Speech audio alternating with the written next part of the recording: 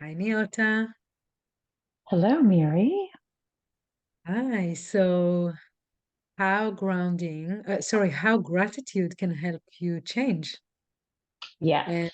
and how we use gratitude to help our clients create the change that they are looking for. Yeah. Yeah. And, a lot of times, changing means getting unstuck from your current situation, right? So many times in life, people will go along just doing their thing, doing their day-to-day thing, doing their day-to-day thing, and they don't recognize that they have created patterns that have boxed them into a life that they are dissatisfied with, or they have they've allowed their boundaries to be beaten down over time. And then one day you wake up and you find yourself in a place that um, is no longer acceptable. Yes, not right for you. That's right. And they'll reach out for therapy, such as a hypnotherapist. Yeah. So first of all, everyone can use gratitude, so they don't need to come to therapy or Indeed. hypnotherapy. Absolutely. That's correct. But when someone is coming to us, this is one of the tools we are using. Uh, Absolutely. and you know, it's it's funny because at the beginning I thought, well, I'll start gratitude journal, and I started it and I loved it, and this is why I suggested it to some of my clients, and I didn't pay much attention to it. I just like, yeah, Right. you can do that, and you can write this and that or about, and gave them some framework for the gratitude journal, but it wasn't the focus. And I can tell you now that most of the people I can't say all because not everyone is using it. It's a choice. Um, Right. but whoever uses it, they see the difference quite quickly. It's it has an immediate effect in your life. Yeah. It's a rapid change. And you know, there are times in your life when the only thing you have control of is your own mind. And so taking that control and using it to spin positivity, which is gratitude, to change your thoughts, to change your whole life, including your health, including your circumstances, including your boundaries, using not focusing on what is wrong with your life, but on focusing on what is right with your life and where you are intending to go with your life through gratitude. And I would say So, more than that, because sometimes for people, you're absolutely right, first of all, in what you're saying.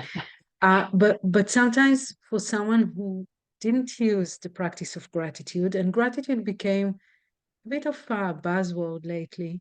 Everyone is right. using practice of gratitude, and all of that. So we can change it with appreciation, Yep. Yep. because I think appreciation is, I don't know, it might be less intimidating to use at the beginning of the Right. practice. Not to like you're not feeling gratitude, you're not feeling grateful now, but can you appreciate that someone helped you today? Can you Right. appreciate it that you got out of bed? Can you Right. appreciate it a nice cup of tea or coffee or whatever, a Yeah. nice meal? Yeah. Yeah. Can you appreciate something in this moment? Can you appreciate something, any Yeah, one thing? Using any of your senses to find something that you can just feel a moment of appreciation for, even if it's just your heartbeat. absolutely. Yeah, because and it's funny that you mentioned that because um I used I am using a tool called heart breathing, and it's being adapted from the Heart and Math institution in California. And the way I do it, and I'm not sure if they do it this way, but is just noticing your heart. Yeah. And like Yep. it's so hard for so many people to notice their heart. Right. And it can bring so many emotions when they do notice their heart. Yes. But we can Yes. all, And we don't need to be grateful for that, but we can all appreciate that. right. And, you know, there are people who have overcome, you know, the worst of circumstances. And when you read their biographies or you listen to their interviews, they the message comes through. If you have a heartbeat, you have hope. As long as your heart is beating, you can make a change in your life. Things will always get better. So to concentrate on your heartbeat and feel the appreciation.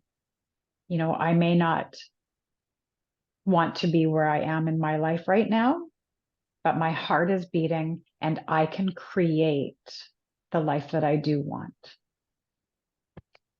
And so you and I, why do we use gratitude or appreciation in our sessions? Why do Well, you use them? I use it because my therapist used it with me to inspire me to create a life that I would be in love with. And it worked. It worked for me. And so then I'm like, hey, you guys, have you heard about this thing? If you change your mind, you change your whole life. If you change your mind, you can change your whole life. And and like I said, sometimes all you have is your mind. Yeah. And if you change it, and that means intentionally creating new patterns, creating new habits, and gratitude and appreciation are positives. They are adding a positive energy into your life, even if it's just for a fleeting moment. But it creates an interrupter. It creates, for me, it was a brand new concept to not just sit around in misery all day long, like I thought was normal, like I thought was, you know, that I was powerless to feel anything but that.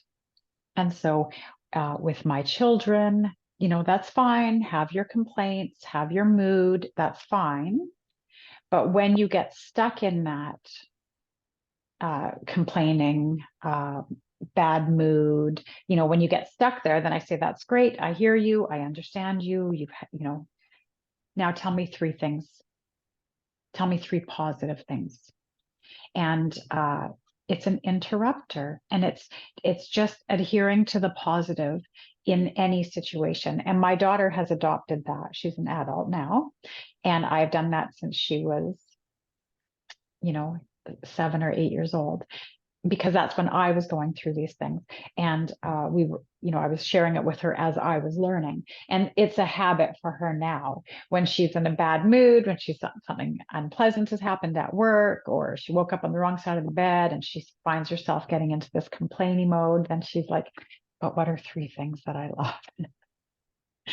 And Yeah. And uh, I feel the same because it's what you shift your attention in a positive way. yes, yes, It absolutely. allows you, like generally speaking, it allows you to get from victimhood to creator. Absolutely. This is happening to me. Um, all of these things that I have to endure. This is, to being the creator, like you said, being Yeah. the And and power. It's taking and your power back. and I think it's the first step, or one of the first steps in becoming creator of your own life, right? Because you get into the habit of shifting your attention, your focus to where you Yeah, want it to be at. Then you notice your choice. yes, And when you have choice, you can create. that's right. Victims That's right. don't have choices. Correct. They They're don't they're choose. I mean, they they're chose to limited. be victim, but yeah. and again, I'm saying it with lots of compassion and very I generally know, I speaking, know. but you like it can allow you to get from a state of mind of victimhood to a state of mind of creator. And even if you cannot change the world, you can change the world inside you, your internal perception, Yeah. which Yeah. will, You change how you think, you yeah, change how you feel. When you change how you feel, you are communicating with the vibration around you, right? you You are project it. communicating. You're, Yeah, yes, yeah. raising So, your vibration. so with like when I work with someone, always doing in the right pace, not trying to speed anything up, but using Right. the practice of gratitude, appreciation, acceptance. Yes, It's one of the accelerators of success. absolutely it is. Absolutely. Yep. I It allows completely us agree, Mary. to be an observer, to notice what's around us, to notice our patterns, to notice what we want to change, to notice what sometimes is too challenging to change. Or And places that we've become stuck or complacent because it doesn't, the change into a life that you are unhappy with or is traumatic or toxic isn't an on off switch. It's a progression that takes you there. It's a progression that's going to take you out. And so by starting to turn all of your negatives into positives, starting with how you think about it and then upping that to how you feel about it brings you out of it. It's the yeah, first step in making change. It's changing how you think, which changes how you feel. yeah, The intention of gratitude is to change how you feel, what you are emanating from as a feeling being. Humans are feeling beings. We have thoughts, but our thoughts can just be the goalpost, right? Or set the goalpost. and it can take us pretty quickly to manifesting things that we want to manifest rather than manifesting things that we don't want to. Because we're Anyways, already well, manifesting. yeah, exactly. So I think next time we'll talk about manifestation. Yes, how it all ties together. Yeah. So until next time, thank you so much. Bye, Thank you, Neota, Mary. and see you.